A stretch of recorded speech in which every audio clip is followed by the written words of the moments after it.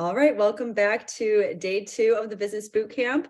To those of you that were not here yesterday, we were able to really kick it off with talking about my entrepreneurship journey, also the lessons learned, and we ended with 4 business models and dove into the pros and the considerations of each of those models. Then we had a great Q&A from everyone that was on here live. So I'm hoping for another great day 2. It will be a little bit different. And as I said yesterday, this is the first time we've done anything like this, like with business, with All Access Dietetics. We've done some things around starting a private practice at our RD2B virtual summit, but this is really our first entry into seeing if we can help support people, support future dietitians and even new dietitians in the whole world of business. And so we're trying this out, seeing what everyone thinks, seeing what the needs are. And so I'm really grateful that you're here and excited for day 2. So again, I said what we talked about yesterday, but then today we will be talking about how to attract customers. This is my marketing masterclass that I was talking about, where I really wanted to make sure over the course of these 2 days that you had some skill development. And I picked marketing as the one that I thought was the most important, that I wanted to teach you and at least give you that intro to. I mean, we know that in dietetics education, there's not a lot of business skills that are being taught. Of course, there's exceptions to that. There's people that are maybe in MBA programs with their RD, like that whole thing, or you just happen to take an elective in a business class or whatever it is. It might be included in some course, but it's rare. And I think that getting exposure to these types of skills and then even getting the resources on how to further develop them, of course, will be a really great start and help you just to understand how you do have to educate yourself. You do have to build skills. These aren't things that come naturally. Even if you do feel like you're a natural entrepreneur, there's still plenty to learn and to develop as you go. So we'll talk about that with marketing. And then we will have Libby Rothschild, who's the CEO of Dietitian Boss. She will be joining us. And me and her, we will have a discussion and then do Q&A as well at the end to kind of talk through like how you do take that big leap. What are the first things you think about and some resources to help you take that first leap. I'm going to drop these URLs in the chat real quick, just so you can have access to that. The first one is the private practice. If you're looking for resources around private practice, Cultivate Advisors is the advising company that I've worked with for the last 4 years. I've referred to other private practice dietitians. For those of you that missed yesterday, I am starting a private practice in 2023 here in Illinois. Definitely go back to the replay or go to the slides when we send out the slides and you can see all the details on that, but like from yesterday, but they are awesome. And so you can set up a call with me to talk about if they would be a good fit for you. And I can refer you over to that firm, who's the firm that I use and that many dietitians have used to build and scale their private practices. And then for online business, where it's more like social media marketing and kind of selling yourself, showing your face to your audience, Future Dietitian Boss and Dietitian Boss, which is Libby's company, is great for that. And we do have a training to get you started on that called Future Dietitian Boss. So I'm going to do the links there. And yes, we will email the links to everyone too. That'll be in like the replay and the recap emails that will come out after today. So probably tomorrow. And then the final one is virtual assisting. So that was one of the business models we talked about yesterday, and Make Money as a VA is our training for that. If you're looking to dive into that, it's run by 2 RD2Bs that are VAs, Kat and Aaron. They own an agency. It's pretty awesome. They have an agency of 7 other VAs that work under them, and they work with dietitians and health and wellness professionals doing digital marketing, social media management, other admin, blogging, writing to make money. So they created this training for people that are wanting to get into that. So check out those if any of those are of interest to you. And with that, I will dive in here. If anyone was not here yesterday, feel free to introduce yourself, like I said, just so we can see where everyone's from. All right, so I'm going to talk today about how to attract customers. I, again, chose this because I think marketing is really interesting. I read all the time about it. I've been reading about marketing, different marketing strategies, email marketing, social media marketing, sales calls, everything. I've done a lot of different types of marketing initiatives. And the one quote, I think it was, there's this one. He's on social media a lot. He has a book called $100 million Offers. He's very I think he's like very smart, but it's just he's a big personality, and his name is Alex Hermosi. And his book is great, but the one quote that he said is marketing always works. And I agree with that to a certain extent, because I feel like when you do the principles of marketing beyond even like the 4 Ps that we learned in school or for like the RD exam, when you have the strategy, it works. And it's just a matter of putting in that effort, consistently tweaking it, and just following the strategy. So that is something that I am always reminded of. But I'm going to tell you about the strategies that I've used that have been really helpful. And hopefully you'll walk away with some really tangible things to think about when you're thinking about a marketing plan for your first business or for your existing business if you are doing that. Now, here's your problem, or here's the problem of a lot of new business owners. For any business, you need to make an effective marketing plan to obviously attract more customers. And you may have tried marketing strategies in the past, or maybe you didn't even have a plan, but you're not seeing the results you're hoping for. My quick introduction just in the marketing realm is, since 2009, I've had an online business. We've built it to 7 figures. We have a big team now, lots of coaches, lots of operation, 4 full-time employees, like 12 consultants. And it's been through effective digital marketing, and obviously a team that has really been the reason for that growth. Through that time, we've been able to sell admissions coaching. Over 2,000 applicants have used our admissions coaching program. And then we got into the RD exam prep space, and over 2,000 students. Now I think that number is 2,600 or so since I did this slide a few months ago with something else I used it for. But yeah, it's been over 2,000 people that we've sold a program to.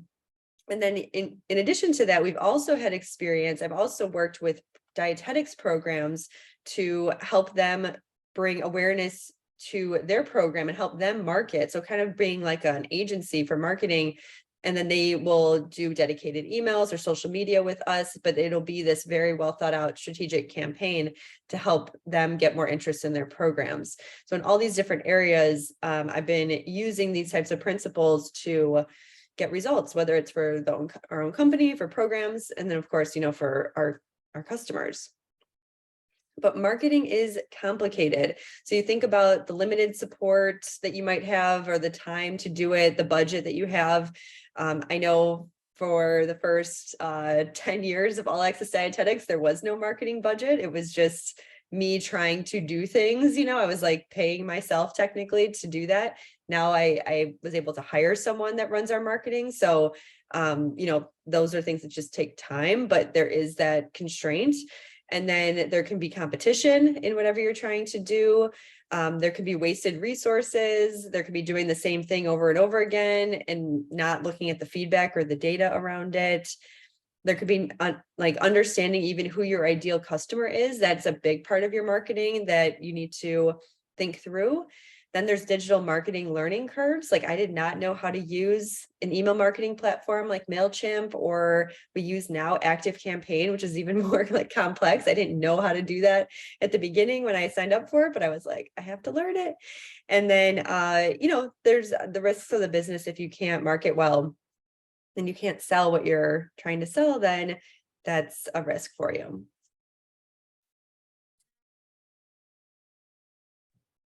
Okay, so warning, listing off all the facts about your program or your offer is not a marketing plan. There's way more to this.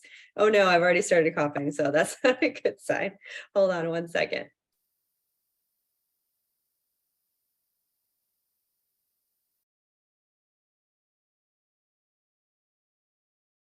Okay. So the agenda today is we're going to talk about 3 strategies to sell your offer and then talk through the marketing plan. You will learn how to create a marketing plan where the customer is more likely to believe that you can solve their specific problems, connect emotionally, feel more ready to take the next step towards purchasing, trust that your offer is a great fit for them, make that purchase, and then become an ambassador of your company. That's the dream, right? With any marketing plan. And I'm watching the questions too, but we might push questions a little bit towards the end after this section. The other thing I wanted to point out that I didn't mention today was I did make these slides very wordy, so you didn't have to write anything down. You will get the slides, and I was trying to just make them really valuable so that if you go, months from now and you're ready to start your business, you can dive back into them and have a lot more context. I know that wordy slides is not a good like PowerPoint strategy. I'm very aware of that, but I purposely made it so it felt more like a reference that you could use later on, because I know a lot of you might be in school and not actually ready to do all this business building right now. 3 strategies to sell your offer. So first, when you're thinking about like what you're actually offering, you want to ask yourself a bunch of these questions. So like, what is the problem that the offer is going to solve? And think through that, because this is the type of thought process that the customer or your future client would be going through as well. So you want to know what they're thinking when you're thinking of how you'd be talking about your offer. So how is this going to help me get the blank that I want? With nutrition, and maybe I'll just go with like sports nutrition if that was my specialty. How is this going to help me do better or perform better? Or how is this going to help me get a contract with an international league or help me get drafted in the NFL? Like, whatever it is. Is it flexible to meet my interest or my life situation? Like, is there going to be any barriers to me working with this sports nutritionist? This is what the client's thinking. Does it solve a problem that will make my life better? Think through what those exact problems are that they have that you would be making better through your service or your offer. Is this going to be a good fit for me? Will I feel like I belong? And how do you show that they are your type, like that they would fit well with you? Will I like the experience of having this offer? So how can you add in the details and the color around what it's really like? What's the behind the scenes feeling of being a client of yours?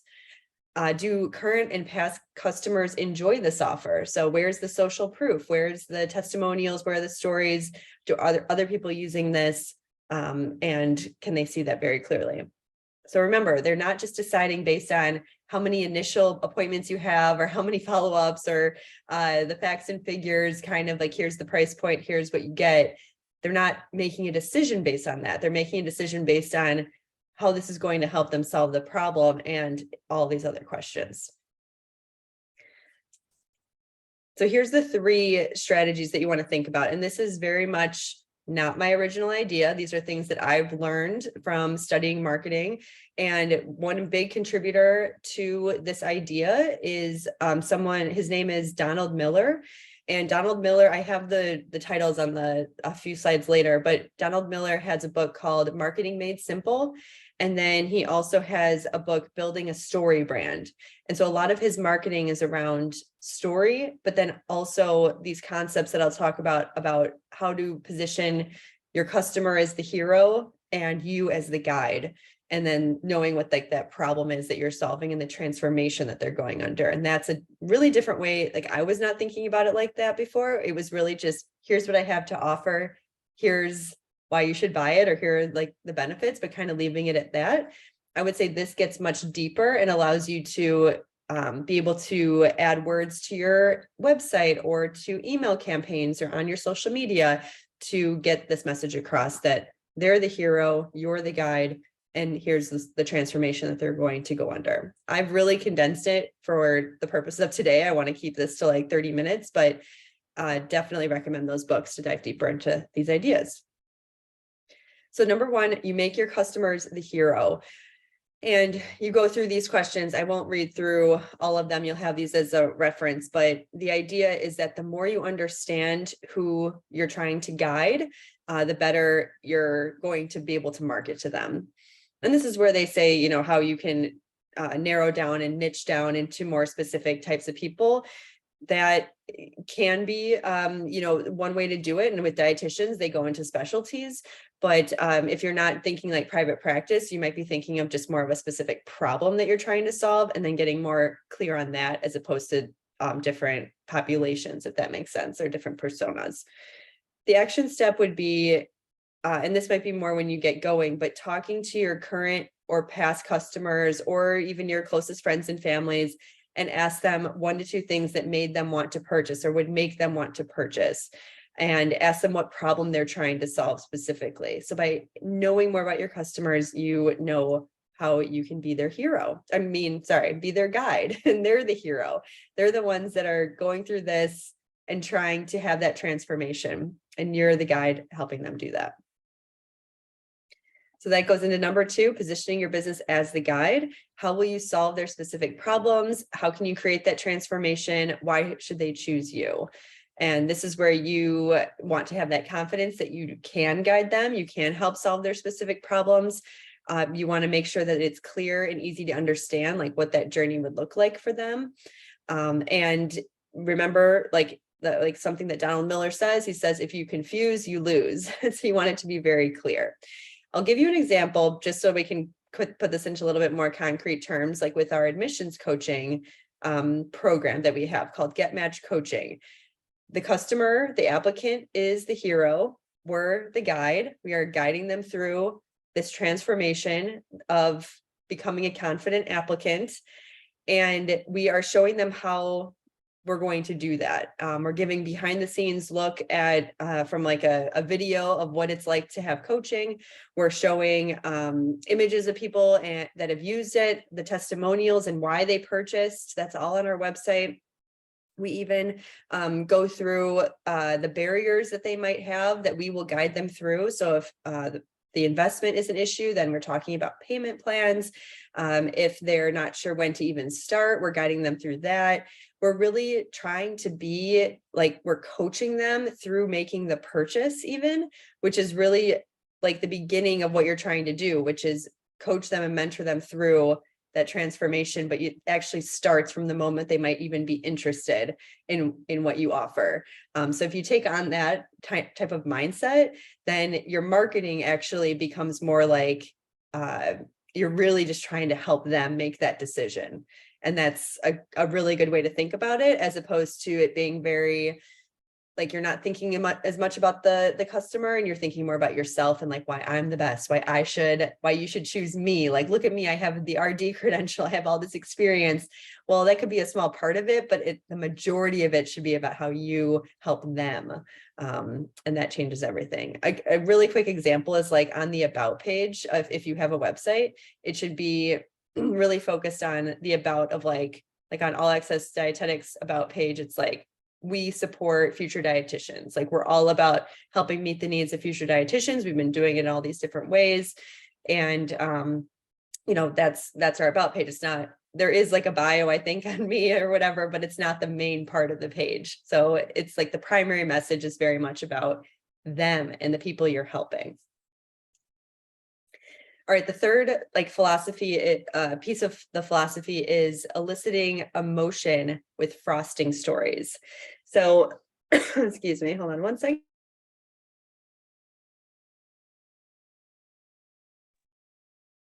Okay, so same cake, different frosting.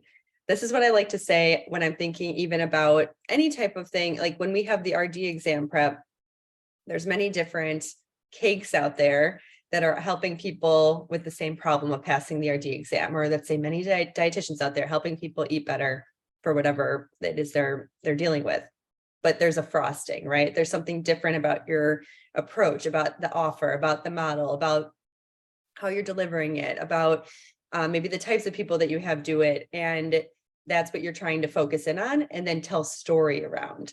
So they say, the psychologist Jerome Bruner says, a fact wrapped in a story is 22 times more memorable. This also goes into the storytelling and the philosophy of using story to sell through Donald Miller's books. And then using video, peer-to-peer stories, helping the customers just really feel like this could be something for them.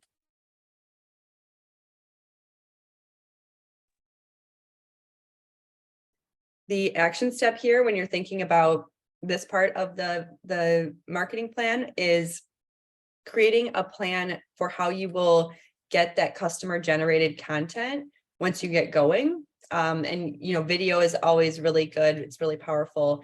There's this, what do we use? We use something called Video Ask, but you could, of course, that's a paid thing right now, but you could see how it works and then try to model that in a free type of way.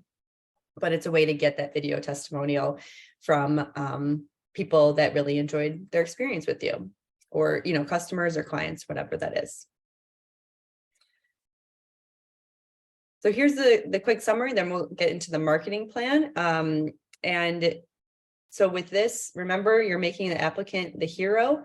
You're positioning yourself, your program, your offer, and I say make applicants, sorry. So make like your customers the hero, position your offer as the guide, and then elicit emotion with those frosting stories. And that will help create an emotional connection for what you're offering.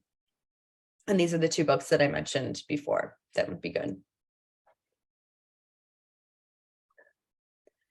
Now let's go into the 4 steps. There's more, there's many things here, but these are the basics. I learned a lot about this through my business coaching that I had, and just understanding kind of the steps that you take someone through. I remember being told how marketing is kind of like dating. You don't ask for marriage on the first date. You take them through the phases. You go through different phases, and that basically like warms up the lead or the prospect and then allows you to get that sale. I will say a lot of this does deal with more service oriented offerings, but I figured that was pretty applicable, since a lot of you were interested in private practice, or even trying to get clients for VA, for virtual assisting, or trying to fill up a group program or sell a course. So it should be applicable for all those models.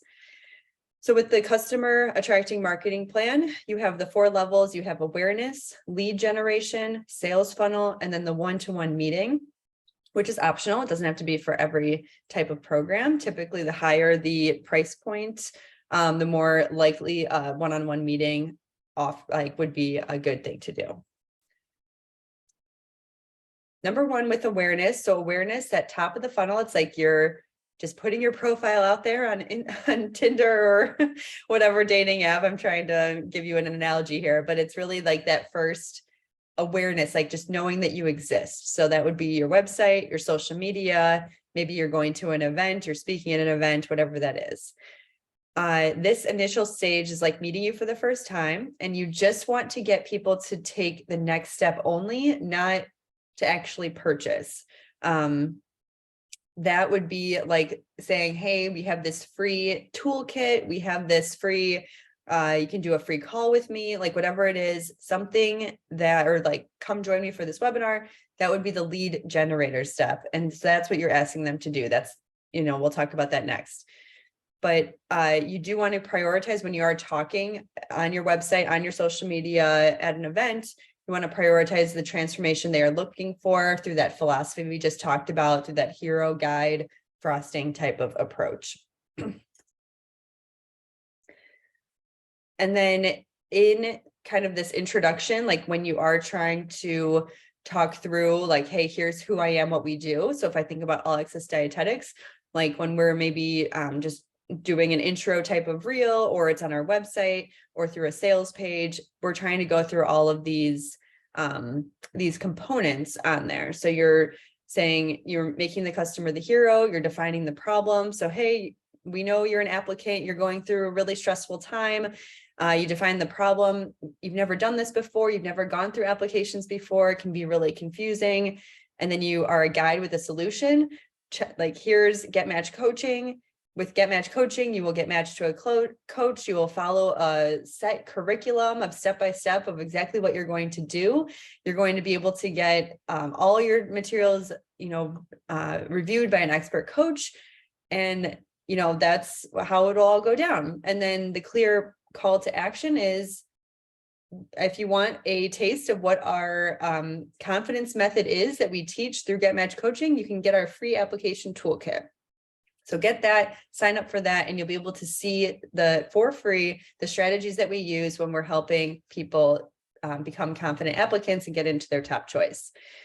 Here's then the next thing would be discussing the potential for failure. We know that not everyone gets into their top choice, and some people may even give up entirely on the process of becoming a dietitian because they're so confused by this. We don't want that to be you. So get our free application toolkit, because we know it's going to help you and help you feel more confident just immediately once you start looking at it. Check out this story here of success. We have this client, Sam, who went through the process. She was able to get into her top choice. And we know that, I'd go more into that, but like that would be the whole story. So hopefully that makes sense. So you can see how it flows. You can see how that introduction is a lot more powerful when it has all those different components in it. So with your website, with awareness, that's where a lot of times people will go, they'll see it for the first time to understand like what it is you do. Some big mistakes that I've seen on just any business website would be not having any video.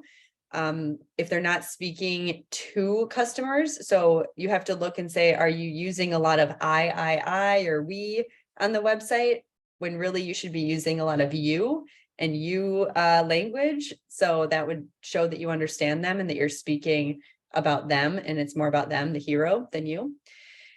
If it's too wordy or disorganized, that's not good. If you're not including your frosting, meaning if I can go to your website, if you're a dietitian with a private practice, if I can go to your website and you have nothing really that's unique about you or what you do or your approach or your story, then, how am I going to make the decision between your going with you and going with someone else who has like a similar website as well?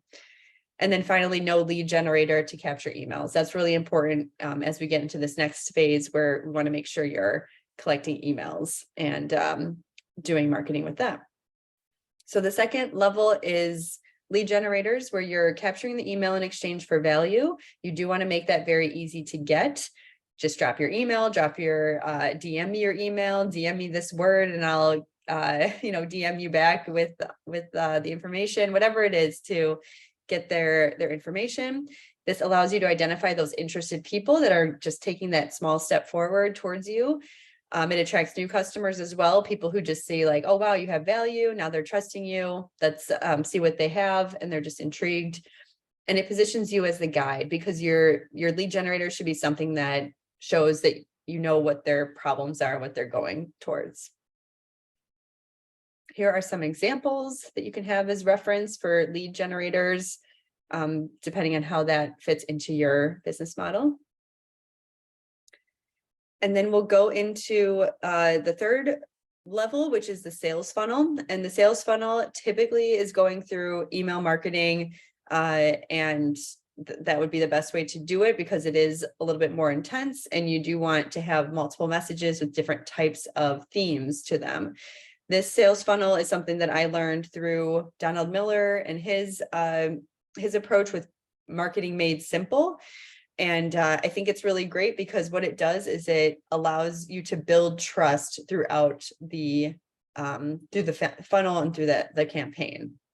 So you'll share like what the lead generator was, like we're going to give you this application toolkit, or we're going to give you these 5 free days of healthy snacks that you can pack, or whatever it is, or here's my 7 breakfast recipes for the week, whatever. And then you go into, after that, like the second email would be talking about the problem that they have that you can solve. And then the credibility and testimonials via story, objections that you would want to talk about, like, oh, a lot of people don't have time to meet with a dietitian, or people's schedules are really busy. We offer this online scheduling, and like you talk through that very directly, and not assume that the potential customer could get to that conclusion on their own. So you're kind of going headfirst at why they would not want to do something and show them how they can overcome it. Then there's the applicant FAQs, customer FAQs, which would be things that have just come up that you're just trying again to reduce the barrier and make them feel empowered, and kind of coaching them through the decision. And then there's the story that you could add in here, which could be up to 3 emails that you would be sending. And then a call to action, that's where you're actually saying like, hey, I'd love to have you enroll or start or work with me, and be very direct about it. But at this point, you've done so much work to warm them up and to get them really interested that they're much more ready for this message than if it was coming to them, right away, right after that lead generator was given to them. And then add some sense of urgency around it, following up and helping them just close the gap between them thinking about it and actually doing it. And I know this for some people, like, this is like, whoa, this seems like really intense, but these are the basics of a solid marketing plan, especially in the online world and digital marketing, which is what pretty much everything is now. I did see a question come through around like how this marketing would happen if you're trying to market to providers or to physician practices, if it's like a traditional private practice. And it would honestly be very similar. You might have a special page on your website that would be speaking to physicians. So they would be like your hero. And you would have a page that was like, that page is where you would direct them, first of all, to have them see, what you have to offer, and talk through how you're going to help their client outcomes be better, and how you finally will have a trusted person that you can refer all of your X type of patients to. And you really like show them what's in it for them and the transformation they can have, and how you follow back up with them about their clients. And you can be very collaborative, like all the things that they would want to hear. Then that would be what you would start with. And then think about like what value you can give them, whether it's, hey, use this free ebook for your patients about healthy eating or general healthy eating diet. And then you can go from there. Like they would be able to, you'd get their email and then be able to have check-ins and talk through these points that I'm saying. It would just maybe not be automated. It'd be maybe more personalized, but you're trying to go through those same ideas. So you might send an email that's like, oh, I just wanted to pop into your inbox because I actually had a cardiac patient this week, and we were able to, he came back and he dropped, 7 points on his LDL cholesterol. It just made me think of how I wanted to reach out. I know you have a lot of patients like this. Please let me know if I can be of help to you to help your patients. So that would be how I'd be changing it. I'm not speaking to the customer, I'm speaking to the referral source. And then, yeah, if it does feel overwhelming, I think like starting, if I were to say like start, like definitely still trying to get emails, trying to get people that are interested, and then starting slow with maybe 3 emails that you would send over the course of the first month that you got their contact information to lead them towards a decision of working with you. But it is a lot, but I will say it really works, and it's really effective. And so it's just a matter of you slowly building up to this, I guess. But the principles of guiding them slowly, that's really important, because I don't think you can shortcut that. I think you do have to build trust and give value first, and then sell to them from there. You can't just shortcut it to just the selling. And finally, this is optional. This was an optional part of the whole funnel, and that would be a one-on-one meeting, where this would be what you might see as like a discovery call, a sales call, where you're really trying to get the person on the phone so that you can talk through them very authentically, almost like a mentor, where you can guide them through the decision.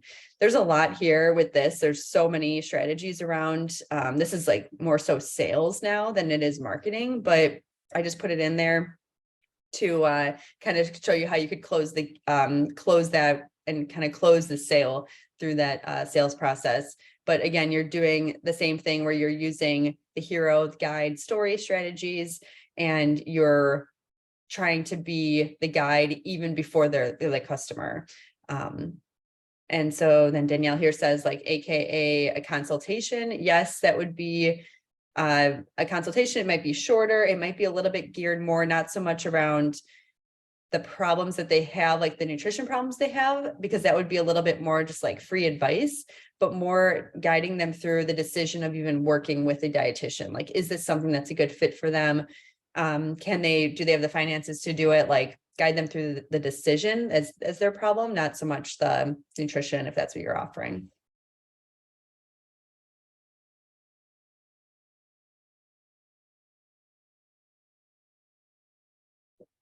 Okay. So there's the summary of like a core marketing plan with awareness, lead generator, sales funnel, and then one-on-one meeting. All of that equals business growth. Great. Okay. So I'm kind of running a little behind, but please let me know if you have questions here. Let me see. We had one question come in. Do you suggest they complete any kind of intake form before this call? Yeah, you could take a look even at our Get Match coaching page. You can see our intake form before people get on a call, if that'll help you give you some ideas of the questions that you could ask them. All right. So next I have, and I see her on here, Libby Rothschild, who's the CEO of Dietitian Boss. We're going to get into this final section of the boot camp and close it out with a discussion with her. Let me just get the whole screen figured out here. I think I have to just share my screen. I'm actually going to keep the slides up until we get to the discussion. Hold on here, Libby. I'm just going to skip through that. Okay. Excuse me. Okay, so we're going to do a discussion with Libby. Let me just pin us both or spotlight.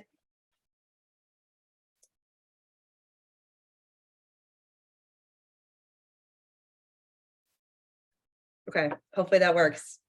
Are we here? Hi, Libby. Hi. Well, I want to introduce you to Libby Rothschild, who is again the CEO of Dietitian Boss, and I'll let her introduce herself, and then we will take questions, or we'll do discussion questions and then take your questions. Absolutely. So thank you for having me here. And that was a really fun conversation, Jenny. So I enjoyed learning all about the marketing and sales funnel, really important stuff that Jenny was reviewing. So it was nice to pop in during that. So for those of you, if we haven't met yet, my name is Libby Rothschild. I am a clinical dietitian and the founder of Dietitian Boss. My company helps registered dietitians and students start, grow, and scale a private practice, specifically an online private practice. So I'm known for helping dietitians get clients online and create online programs, whether that be a course, membership, group coaching, or online coaching, or a variety combination of any type of programming that you can sell online. And a big part of successful online programming is marketing. As Jenny mentioned, digital marketing, meaning anything on the internet, whether that be SEO, website, social media, email marketing. Those are all really important aspects of how people know you exist. Digital marketing is much more effective and efficient than traditional marketing. So being able to incorporate, like what Jenny's talking about, email marketing with doctor's referrals or in-person, more traditional kind of concepts that we might be more familiar with in terms of having people know we exist is really important. So I'm happy to be able to be here today and talk to you all about questions you might have. So as a reference here, if you're not familiar with my work, I just popped in a video to talk about alternative career paths for those of you that might not be familiar, or you might have heard, but you might not really understand all of what the options are out there. I know that Jenny and All Access talk a lot about dietitians working beyond a clinical job, but clinical still is the most popular trajectory according to the statistics from the Academy of Nutrition and Dietetics. So a big reason, a big part of my motivation and my company's mission is to create more private practice operators. Currently, only 8% of dietitians own a business. And I think it's partially just because we're not really conditioned in school. We don't know what the options are. So I always get excited to talk about what the ideas and options are and what dietitians are doing to not only make money, but also find enjoyment and satisfaction with growing an online business. So happy to talk about that today. I've served over 1,000 dietitians. I've got a team of 7. And I have a membership that's affordable for dietitians. And then we also offer masterminds and coaching for those of you who are looking for more high touch support from me and my team. So a lot of options to help dietitians at different stages, from just getting started to hiring a team to scaling your online private practice. So if anyone has any general kind of thoughts, or just to make sure y'all are here during the transition from that important conversation about marketing and sales to now our discussion, feel free to let us know in the chat. Just kind of any, maybe you just share where you're based, or in the chat, pop in if you have any thoughts that come to mind when we talk specifically about online private practice. If you have any kind of, maybe what's the first word or thought that comes to your mind, partially just so I know that y'all are here and awake, because I'm in New Jersey and it's almost 8 p.m. So I myself am getting a little sleepy. So help make sure that we're all here alive tonight. That would be super cool if you could pop something in the chat. Otherwise, Jenny, what you got for me? Yeah, here we go. So when I was thinking, like, we're doing this business boot camp, I have to invite Libby, the dietitian boss, to this and to be a part of this. So I wanted to spend time talking about, and we're seeing people pop in from different parts of the country. Yes. And some people that are, okay, some people anxious about IG marketing, which is interesting. Cool. Instagram marketing. But I think, like, definitely I want to spend it probably like 10 minutes just discussing kind of like real talk around entrepreneurship, because I think that, like, future dietitians, we see, and even when I was a future dietitian, it's like, oh, you look and you see Joy Bauer on the Today Show, and then this person has this huge private practice in New York City, and there's just this like glamour around it. And while it actually can be glamorous, I do want to give this like real world, like, what are the reasons that entrepreneurs maybe want to give up, or where is it that people think, like, oh, maybe there is a downside to this. And I want to start with the negative a little bit, just to be a little bit more like real, but then we'll certainly talk about the positives after that. Sounds good. Yeah. Thanks for that. And I was just trying to keep up with the chat over there. So thanks. I see a couple Michigan, a couple Chicago, super cool. So thanks for letting us all know where you're at. And thanks, Jenny. Yeah, this is such a fun discussion. I'm so happy to be a part of it. And y'all got such great information from Jenny in terms of funnels. It's all really important stuff. And just as a reminder, it's all part of skill building. So it's just one step at a time. It's all things that we can learn. It's just a matter of being patient and kind to ourselves and finding a community like you all have tonight by showing up. Definitely. So I guess when we're thinking of just kind of the harder parts of being an entrepreneur or the business side, I know for me, like, I definitely knew, like, I was personally just like a little bit more confident in myself. I was like, I'm going to do this and I'm going to figure it out. Like, I'm just going to figure this out, and I'm going to kind of put my blinders on, not care what other people think, and just go for it. And, and sometimes there would be like, am I doing the right thing? Like, does this even make sense? And you kind of find yourself sort of alone in it, because you're like, well, only I know this business. I know, I'm the only one running it. But you kind of I've learned a lesson, like, around just getting the support, getting the help, getting the team, getting more people involved. It doesn't feel so alone anymore. But I think at the beginning, before you can even have a team, that does feel pretty lonely. So it's something that you kind of have to get through. Do you have anything to say about that, or like to add to that? Yeah, well, firstly, that you went right in for it, Jenny. So these are the serious issues. So just like anything, there are pros and cons. And I think that part of the reason it feels lonely, you'll hear that it feels lonely to own a business in general, but especially in the dietitian world, is because such a small percentage of us own a practice. And so it can feel almost like we're the black sheep, right? We're the ones that are doing something super different.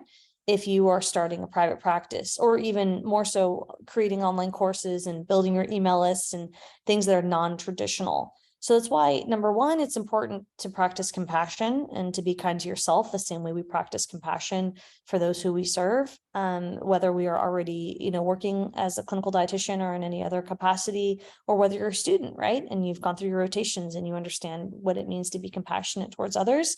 we have to remind ourselves to be compassionate for ourselves and for where we're at. And then also finding community. So finding like-minded people. I know Jenny and I have discussed these topics about entrepreneurship, about giving back to our communities and providing value. So building relationships is important, and building relationships in person if you have local communities, and also making an effort to do so online. There's a lot of dietitians that are engaging online, and doesn't mean you're going to click with everybody, but I think it's important to take those small steps and build community. So number one, compassion to yourself and with where you're at, and remembering that that's important to be kind. And then number two would be building a community, whether it be online, in person, or both. And then I would say number three would be baby steps. So thinking about the small actions that you can take, because it can feel really overwhelming. But you mentioned a team, Jenny, and all of that. What Jenny's talking about is important at every stage. When you're first starting out, when you're in pre-contemplation stage and you're thinking of starting, and when you are taking action. So I think that's why it's important to think about where are you at now and reflect on what feels challenging. And that's why I appreciate Jennifer Lowe in the chat there saying, Instagram feels anxious. And that's great, because it's a reflection for you to ask yourself right now, what is making you uncomfortable? And sitting with that discomfort and acknowledging that discomfort is part of the process. Because if you can identify what your barriers are, maybe it's tech, maybe it's judgment, right? Fear of what will people think? Do I look silly? Right. And just saying that out loud is helpful in your process of working through all of the just kind of weirdness that it feels when you're starting something new. And it's brave and courageous, but it also feels strange. And so I just want to acknowledge that that's part of the process. And you're not the only person to feel that way, which is why it can feel so comforting to find some friends. Mm-hmm.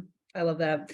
Yeah, there's something about learning how to be comfortable with the discomfort. And I think that's probably just a really very much like a life lesson that everyone learns. And then you learn it almost more quickly as an entrepreneur because you're forced to, and it's almost like you have no choice but to do that. If that's the path you want to go on, you have to, with the compassion for yourself, but like keep getting uncomfortable. And keep getting to that growth of not like the growth of your business, but the growth of yourself, which absolutely. And then one other thing I want to mention in addition to that, because that's super important, is to remember why you're doing it. So when you're feeling uncomfortable and frustrated, that's why vision boards can be helpful, affirmations. Even just you writing down a statement like I am capable, I am a private practitioner, whatever statement makes you feel empowered, because there are days that you'll feel tripped up with technology, that you'll feel, oh my gosh, I went to school with that person and now they're not acknowledging me. Like those are all, those feelings are normal. So remembering why you're doing it. For example, maybe you want to pay off student debt. Right? Maybe you really are excited about making a certain dollar amount so you can quit your job and become full-time. So whatever that means to you, having that personal connection can be really helpful when you're feeling frustrated, which is part of growing and building and doing something new, like Jenny, like you said. Mm-hmm. Definitely. Another angle I want to talk about is, because these are mostly future dietitians, they're just in that exploratory mode. I know I was trying all sorts of different things on, and you go through your rotations and you're still just like trying to figure out what's right for me. Yep. That you got half the people that are like, I know for sure I want to be an entrepreneur. I know like this is definitely what I'm going to do. I think I kind of fell into that camp. Like I knew I wanted to do my own thing. But then you have people that are not sure. There is like some fear or barrier, whatever that is. How do you kind of guide someone to help them explore? Because maybe it isn't a good fit for them, and that's fine because, it's not for everyone, but how do you help them explore if being an entrepreneur is really the right thing for you? And if it's just simply like the fear that's holding them back? Yeah, that's a great question. And that's also why I'm a huge fan of starting on the side. So you can build something small and test it, because entrepreneurship is a lot of testing anyway. Testing what works, testing feedback from your clients. So one thing that I did when I was working as a clinical dietitian is I started doing some consulting on the side as a private practitioner. And as you mentioned, Jenny, with exploring interests, I did consulting for a restaurant. I did teaching. I developed curriculum, I did speaking, I did workshops, I did a lot of stuff. And I was exploring, obviously, making money on the side, but also exploring what stuck, what felt good, what was sustainable. And in that journey of building additional revenue streams, because that was my private practice, but also working my 9 to 5 clinical job, I was able to kind of explore what worked best. And that process of testing helped me build skills that were translatable to my full-time private practice when I decided to use online marketing, which meant at the time I was building my practice from referrals. So I would do teaching and speaking, and then people would refer me to other people that would hire me, right? And then people would refer me to do workshops, and it was all through word of mouth, which was great. And I was so excited because at that time my confidence was a little lower. And I thought to myself, as a new clinician, can I do this, right? And so I built my confidence. I was improving my interpersonal skills, and that helped give me the confidence to then use online marketing, right? Build my email list, which is an asset, something that, I own. And then I built a course, and then I did online coaching, right? And I would build from one step and one offer at a time. So I think that doing something on the side is such a great way for you to test what you enjoy. And when I say on the side, that could mean building an online course. That could mean building your email list, which is still a free offer. So ideally, you would also be promoting something that you have for pay, but just thinking about what can you do and test on the side and explore. And it doesn't have to take 30 hours a week, right? You can do something small, but it's the idea of getting yourself into that habit. Mm-hmm. I love that. And yeah, as my quick background too on my journey, I didn't go full time with All Access Dietetics until like 10 years in. And that was maybe for a couple other reasons of trying to do sports dietitian work on the side too. But like, there is a journey, and none of it was a waste of time either. And there is no like timeline to where you have to get everything to where you're all in full time.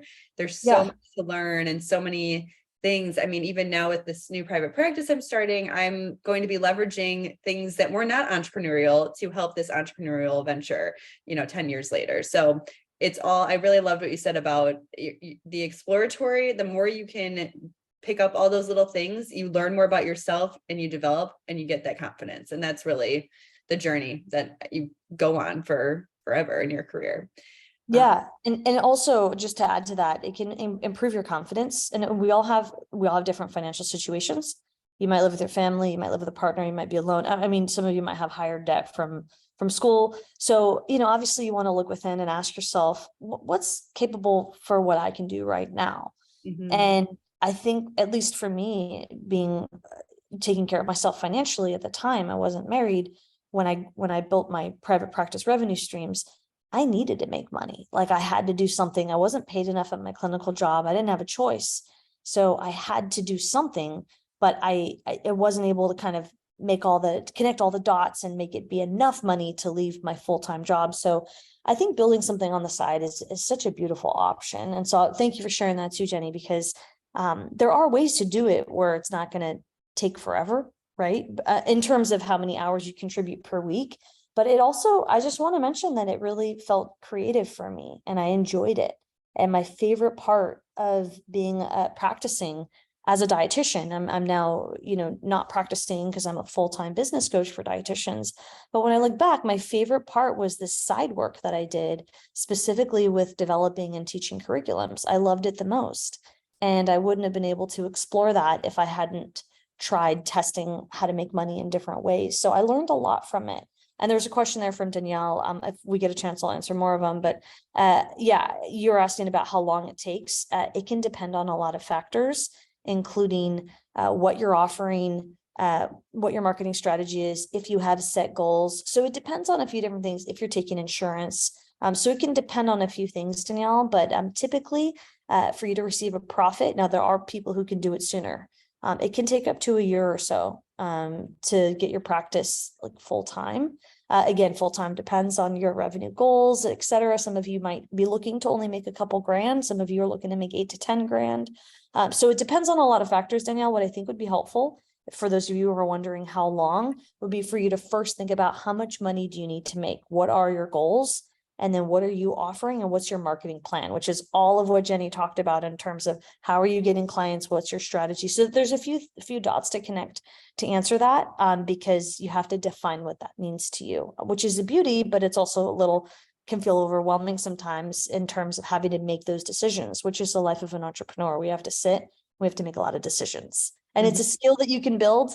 But it is part of being an entrepreneur. You know, when you're an employee and let's say you go into a clinical job, you're told, okay, you have to, do these assessments, you have to see 8 patients a day or whatever. I know I had to, that was my expectation as an outpatient dietitian. You clock in, you clock out, you're told what to do. But when you are an entrepreneur, whether you're building it on the side or full time, you have to create that outline. You have to hold yourself accountable. So there's different skills that are needed that are learnable, but it's a different way that you're using your brain. I like that. I forget that if your responsibility for making decisions is like so much lower and then so much higher as an entrepreneur. I forget the difference is there. And it goes full circle, Jenny, to what you asked earlier in terms of, how do you know that you can be an entrepreneur and that you have what it takes? I believe it's accessible to anybody, and you have to define what success is to you, because I know entrepreneurs that do it on the side and they're totally happy, and that's cool. You don't have to make 6 or 7 figures, but if you do want to, that's great too. It's possible. It's just a different skill. And so I just want to remind you all, what you said, Jenny, you're going to have to learn how to be decisive and make decisions. You're going to have to learn how to solve problems, which, by the way, is the #1 skill employers look for in employees, is your ability to problem solve anyway. So you can, like this, all the skills you learn as an entrepreneur will make you a better employee if you choose to be a clinician as an employee of somebody else. But just keep in mind that the skill building that's needed will be different than what you've learned in school. And it's challenging and exciting, but that can also cause some friction. So we're just, trying to be honest in terms of what to expect. Yeah, this is the real talk that we're trying to give you around it so that you just can be more informed. I think the more information you have about anything, the better it is. I do want to talk, because there was a couple of good questions here in the side, and we can kind of move into questions if anyone wants to drop those in, because we have a few more minutes, and then we'll stay if there's more questions. But Tangela says, there's a lot of saturation with RDs, health coaches, all these experts online. Can you speak more about differentiating yourself from the competition, which I know your program really goes into a lot, like around social media marketing and how to show your face. So can you speak to that a little bit? Yeah. So firstly, thanks for the question, Tangela. And thank you everyone for engaging, because it's really cool that we know where your head's at. We want to make sure we're here and we're engaging with what you want to talk about. One of the ways that you can stand out is to identify, this is a business principle. How are you different from other people? And I know that, Jenny, you were talking about the story brand, which is Donald Miller. So I'm going to go ahead and throw out one of my favorite references, which is called The Purple Cow from Seth Godin. And he is one of, if not the most famous marketers. He's originally a book publisher. He's written over 20 books. He's amazing if you want to check out Seth Godin. And it's the concept, a business principle. Yes. Thanks, Jenny, for typing that in for, a book to read.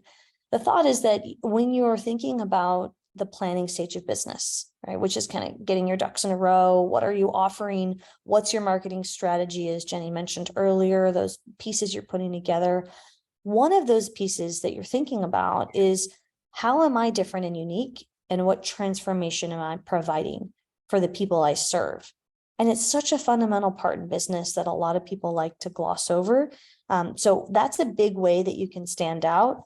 Tangela, is if you think about, what is it that you're providing people with? Are you helping them with a specific transformation that you're giving them? And if you're not sure what that means right now, thinking about it and talking to people about focusing on what problems they have is a good start.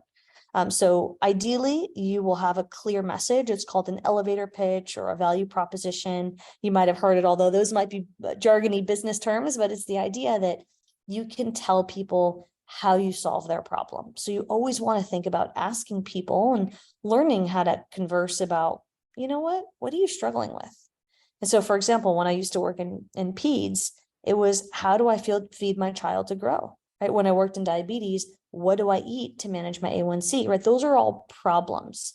So if you think about the problems people have and you position yourself as an expert, that'll help you stand out. That's the first phase. There's a lot of phases to this question, but I would say that's the good first step. Tangela, let me know if you have any thoughts about that. Thanks for asking the question. Yeah, that's great. And then this other question came through. Do you think working in a private practice setting before becoming an employer yourself could be beneficial? Meaning, like, would it be helpful to be an employee before you have employees? I think that's what you say. Yeah, that's a great question. So one of my taglines, I have a couple taglines. One of them is show your face, and the other one is that you don't need 2 years of clinical experience. So I believe that as dietitians, we have the experience from our schooling, from our internship to get started. So it's a personal choice in terms of how you want to grow. And of course, we're all growing and learning and becoming mentored in some aspect to improve our skill set, whether they're clinical and or business skills. But a lot of times when we are thinking about how much more experience we need, it's our brain trying to create an excuse for us to not learn and put ourselves in those scary environments. So I hear you, because I did it myself. I went and worked in clinical for 5 years. Right. So I get it. I did it too. But I want to encourage you to think about, is something holding you back from starting on the side, or what are those fears? I know Jenny and I earlier talked about getting them on paper and verbalizing them, as you have here, about things feeling scary. So the more you're able to talk about it, the more you can identify what's really underneath that fear. So let us know, Danielle, if you have any fears underneath that fear, if there's anything holding you back from just starting now. And then I see there's another question from Lilik. I don't know if I said that correctly. Lilik, I hope I pronounced that correctly. And it's kind of the same type of question about should I have solid experience before making an online course? You don't need solid experience. A course can help you package nutrition information that is a transformation. So you want to be solving a problem. People don't know what to eat for diabetes. We're going to go back to the child. They don't know what to feed their child to grow. If you can package information that you already know, maybe it's micronutrients or introducing solids, right? Some type of problem people have related to nutrition, you can find a way to package and sell that online. So you don't need to have one-on-one experience. You just need to know some basic nutrition information that can solve a problem, which we all know, because as nutrition professionals, we've learned that information. It's just packaging it in a way that can solve a problem, which goes back to, I believe, was it Tangela's question about how do we differentiate? And it all goes back to asking people what problems they have, and then finding ways to package that, whether it's in a course or whether it's in the emails that you're sending for email marketing that Jenny was talking about, or in the conversations you're having with people that you know, and asking them, what do you want to know about nutrition? What kind of feels weird? What's holding you back? What's a question that you're too embarrassed to ask, right? And then the more of the conversations you have like that, the easier it is that you can learn to get into that frame of mind of standing out and solving problems. Mm-hmm.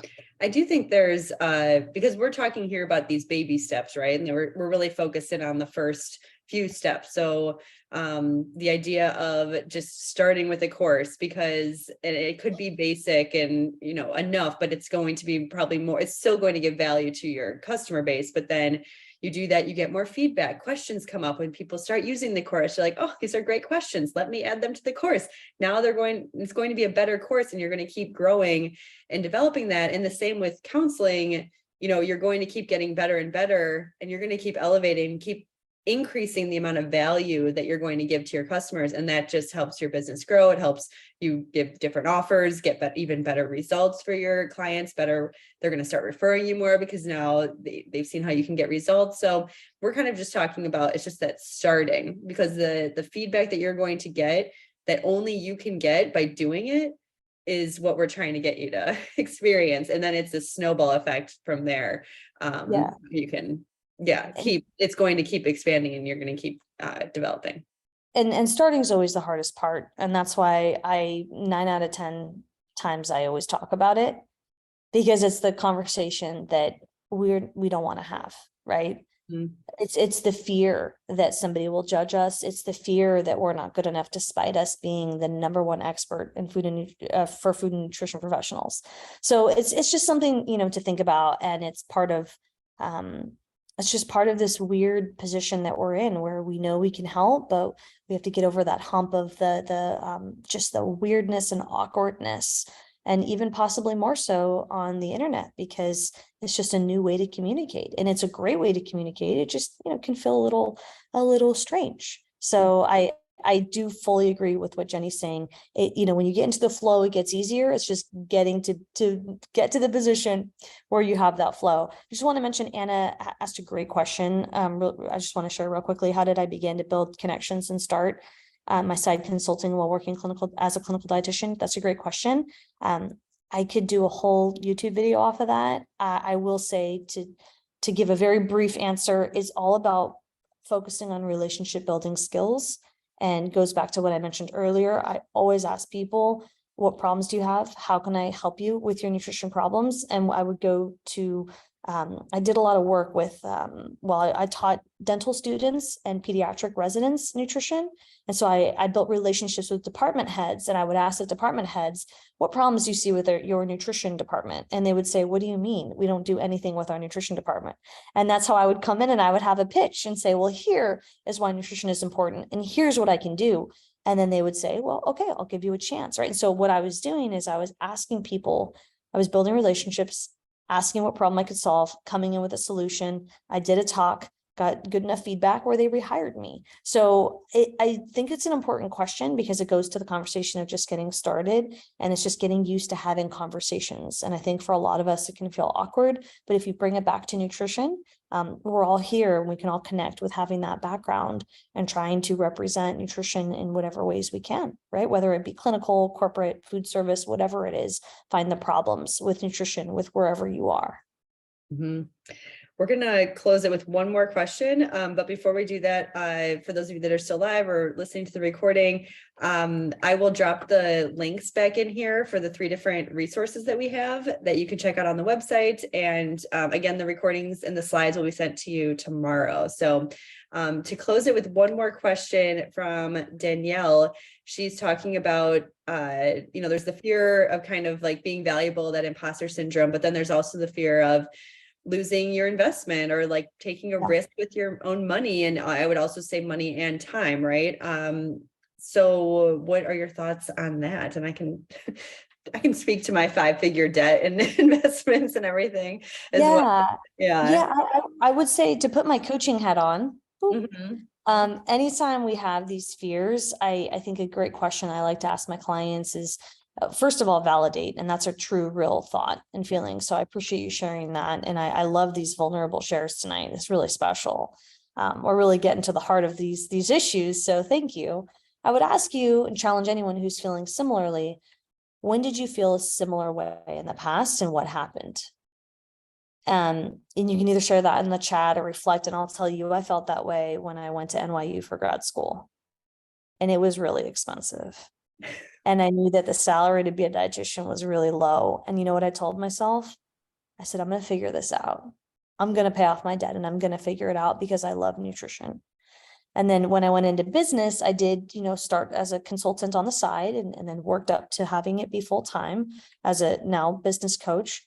And it was a similar type of dialogue. You take those small steps, but really ask yourself, when was a time when you felt scared, and how did you move past it? And we all, went to school to be a dietitian. So I can't speak for everyone's fear, but I can tell you that I had serious fear. Grad school, undergrad, unpaid internship. I mean, my goodness, school was expensive. Mm-hmm. Yeah. And I think it's getting more expensive now with the master's requirement. And yeah, NYU tuition is no joke. I think like my thing with, it's almost like my belief in myself had to outweigh the fear of, not believing in myself, or my belief in myself had to outweigh not believing in myself. And that was the challenge. That was like the lesson that that you learn. And then I did learn, and it got easier and easier. But then it was almost like I was seeking out the discomfort. Like currently now, 15 years in to all this, I'm at the point where I seek out the discomfort. If something feels too comfortable, I'm like, I'm not growing. There's more out there for me. I know I can keep growing and do more, not from like a striving standpoint, but more from just like creation standpoint. I want to do more in this life and in this field and whatever it is. So yeah, it's tough to overcome, but it gets easier. And I think the more you kind of look back at the examples of how you've overcome it before, just in like a smaller scale, gives you that confidence and the belief in yourself that yes, it can work out. And you can even go through, like, I know for myself, I became a dietitian like in the recession, and I was lucky enough, privileged enough to stay with my parents for like 3 or 4 years after my internship while I was building this business, and I wasn't making money and I wasn't able to, get in a city apartment and everything. And I did take a lot of financial risks at the beginning, but it was like I was investing in myself. And like when you invest in yourself, I just think it can't, I don't know, it's always figure outable. And and you need like that backup plan. I was just gonna say one more thing, like logically, you're like a logical thinker, and you need a backup plan to say what it is you would do. Should you, worst case scenario, go through the process, like, okay, I would get, this, and I don't want to be like so specific because I know everyone's really different, but okay, I would take out this credit card and I would do this, and this would be my payment plan. This is how long it would take, like I would just logically give myself that path if I needed that. And that might help as well to certain people that think like that. So I love hearing your story, Jenny, especially because you've been an entrepreneur for decades, right? Well, yeah, I think scrunchy business when I was 10, yes. Multiple decades. Oh, I didn't even know that. But I mean, Diet All Access is how many? 14 years. Yeah. So over a decade. So it's so special that y'all are, we're all able to have this conversation together and hear your journey. That's a long time. So a lot of great reflections and such a great role model for all the, students and dietitians. Thank you. Thank you. So I guess with that, we'll wrap up here because we're already over time. And I think Lisa agrees. So getting some love from everybody here. Yes. I want to thank you, Libby, for taking the time out of your night. I know it's late over there, but thank you so much for giving your insight and your wisdom to our audience. And then trying to think, do you have any closing words or anything that you want to share? So my request is, can I take a selfie? Because hashtag show your face. I'm gonna put it on Instagram at Dietitian Boss. And okay. And other than that, check out my YouTube at Dietitian Boss. Check me out on Instagram at Dietitian Boss. If you have any questions, I've got some free guides on my website. And other than that, I'm just so happy to be able to connect with you all. And if you want to send me a message, if you have any other further questions about fears or anything that has to do with dietetics, I'm here. And this is so fun to talk to you. I mean, my dog's about to bark up a storm, so I gotta go give him some love, but it's been so fun to hang out tonight. So thanks for having me join your time, your evening. Thank you. All right. Thanks, everyone. Thanks for joining us for the first ever business boot camp with All Access Dietetics. And I hope everyone has a good rest of their winter break, holiday season. And please, again, reach out to myself as well if you have any questions. I've already gotten some emails from you guys from day one. So looking forward to hearing from you after today. Have a good night. Take care.